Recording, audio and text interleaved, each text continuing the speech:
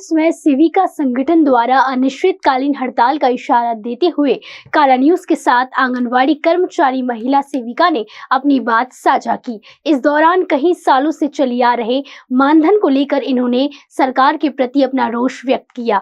इनका कहना है कि आज आंगनवाड़ी सेविका में कई महिलाएं हैं जो विधवा है और सिंगल मदर के रूप में काम कर रही हैं। बावजूद इसके आज भी उन्हें वही 40 साल पुराना वाला मानधन दिया जा रहा है। यदि इस बार सरकार ने हमारी मांगी नहीं मानी तो हम अनिश्चितकालीन हड़ताल करेंगे। ऐसी बात भी इस दौरान उन्होंने कही। हमने भी ललकारा है।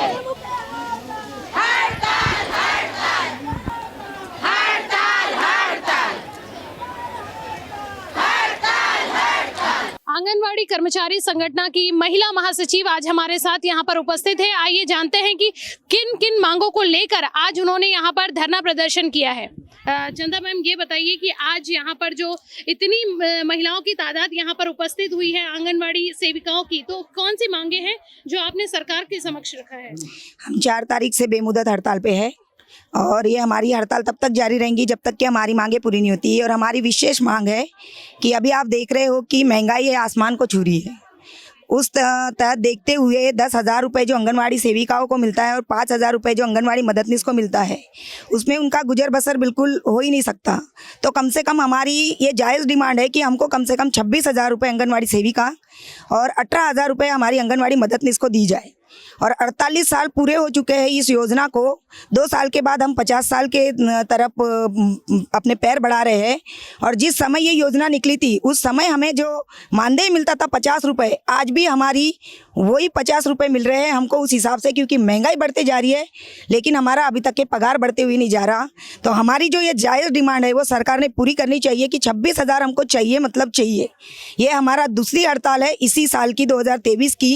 पहली हड़ताल हमने फरवरी महीने में की थी जिसमें हमें उन लोग ने इतनी बिल्कुल ऐसी कम मानधन बढ़ा कर दिया था 1,500 रुपये। अब देखो सरकार को ये समझना चाहिए, उनका एक वक्त का खाने का खर्चा अगर किसी टेबल पे बैठते हैं तो 5,000 देते हैं और वो 5,000 में ये आंगनवाड़ी कर्मचारी अपने घर की परवरिश कैसे करे। और 85% आंगनवाड़ी में जो महिला है वो विडो है जी, और 10% महिलाएं इसमें मतलब तलाकशुदा है और उन पे उनके बच्चों की घर की जिम्मेदारियां है। और कई हमारी आंगनवाड़ी मददनीश की बात बता रही हूँ कि जिनके बच्चे IAS हुए हैं, तो सोचो उन्होंने किस तरीके से अपने बच्चों की पढ़ाई करवाई होंगी। वैसे हमारी भी आंगनवाड़ी सेविका मददनीश के भी बच्चे ऐसे टैलेंटेड होंगे कि जिनकी इच्छा होंगी कि हम इंजीनियर बने, डॉक्टर बने या IAS बने या कोई अच्छी पढ़ाई करें, तो 10,000 में पढ़ा सकते हैं।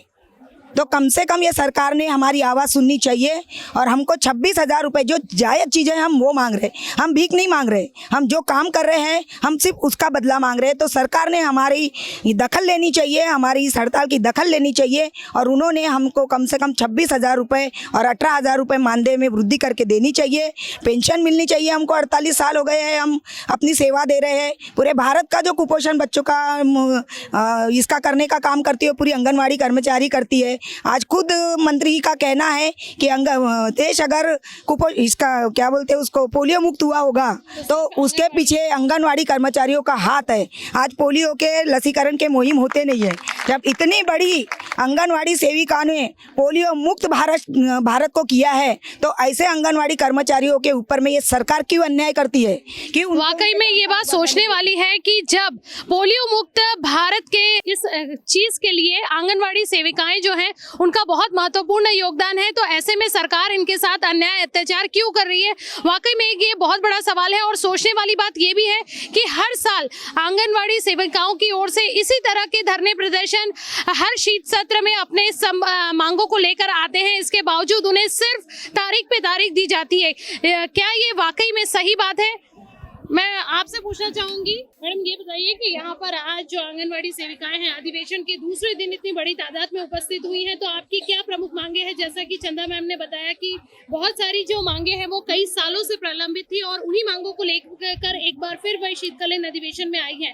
तो पेंशन और बहुत सारी चीजें हैं, तो आप बताएं हमारे चैनल के माध्यम से कि किन किन समस्याओं को आपने रखा है। अभी हमको हमारे प्रोजेक्ट को 48 साल होते हुए पूरे हो गए हैं और अभी 50 साल पूरे हो जाएंगे। जैसे आमदार चुन के आते हैं उनको 5 साल होने के बाद में पेंशन लागू हो जाती है, लेकिन हमारी आंगनवाड़ी सेविका रिटायर हो जाती है और उसको पेंशन नहीं मिलता।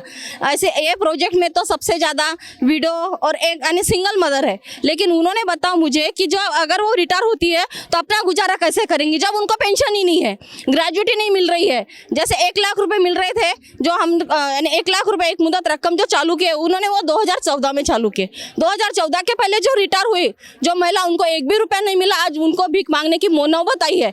ये बोलते हैं कि ये देश में आज़ादी मिली है, लेकिन ये आज़ादी झूठी है क्योंकि अपने देश की जनता क्या बोलते भूखी है आज। तो मुझे बताओ ऐसे सरकार के हम लोग धिक्कार करते हैं। आप बताइए। मैम मेरा एक ही मतलब है बताने का कि यहाँ पर जितनी भी महिलाएं हैं आज सब उम्र दराज महिलाएं हैं, सबको 40 साल के बाद में सबको ही कोई ना कोई तकलीफ होती है।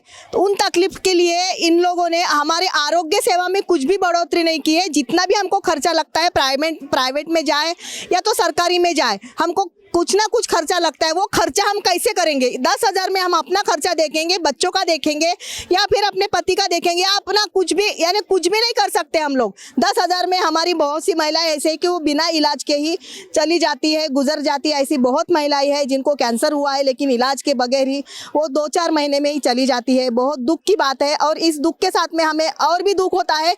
इतना सब कुछ होने के बाद में भी सरकार हमारी कोई भी दखल नहीं ले रही है और ये दखल नहीं लेने की वजह से हमारी महिलाएं बहुत नाराज है और इसी वजह से इससे भी और ज़्यादा तीव्र आंदोलन हम करेंगे और इसके लिए सभी महिलाएं तैयार है नागपुर शहर की। दोस्तों नमस्कार, मैं हूं रूपा पंडित। जैसे कि आप सभी को पता है कि विधानसभा का शीतकालीन अधिवेशन का आज दूसरा दिन है और इस दिन यहाँ पर आप देख सकते हैं कि यशवंत स्टेडियम में संस्थाओं की तरफ से अपनी विविध मांगों को लेकर यहाँ पर हजारों की संख्या में जो लोग हैं वो यहाँ पर मौजूद हैं और इसी क्रम में आज मेरे साथ यहाँ आप देख सकते हैं कि हजारों की तादाद में आंगनवाड़ी सेविकाएं जो हैं वो अपनी मांगों को लेकर मौजूद है, या फिर ये कह सकते हैं कि कई सालों से जो लंबित मांगे हैं उसको लेकर वे अनिश्चितकालीन मांगों को लेकर यहाँ पर मौजूद हैं। आइए हम आपको बताते हैं कि ऐसी कौन कौन सी चीजें हैं जो अब तक सरकार ने उनकी पूरी नहीं की है, या फिर ऐसी बहुत सारी चीजें हैं जिसमें अभी भी अड़ंगे आ रहे हैं। क्या उनकी आवाज जो है वो शीतकालीन अधिवेशन के इस साल 2023 के काल में सभी सरकार तक पहुंचेगी, या फिर एक बार फिर उनको सिर्फ और सिर्फ आश्वासनों का सहारा दिया जाएगा? ये देखने वाली बात होगी। अरे वेतन आमच्या हक्काचे नाही कुणाच्या बापाचे, बोलू हाँ। नाही कुणाच्या बापाचे। नागपुर के यशवंत स्टेडियम से कैमरा पर्सन विशाल रायपुरे के साथ रूपा पंडित की ये रिपोर्ट। शर्म करो।